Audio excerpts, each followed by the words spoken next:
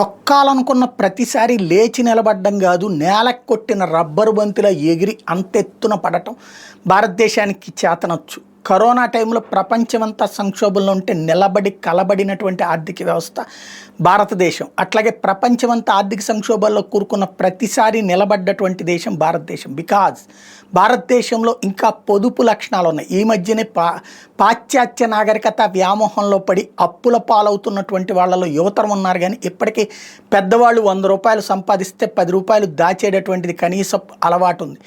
అలాంటి అలవాటే భారతదేశానికి బెనిఫిట్. అదే ఇప్పుడు ఓ పక్కన అమెరికా తొక్కి పడేసే ప్రయత్నం చేస్తున్నటువంటి వేళ కూడా 7.8% వృద్ధి సాధించిన అంశాన్ని నిన్న నరేంద్ర మోడీ గుర్తు చేశారు. భారతదేశం కష్టంలో నష్టంలో నిలబడగలిగినటువంటి సత్తా ఉన్నటువంటిది అంటూ పరోక్షంగా అమెరికాకి చురకలంటించారు.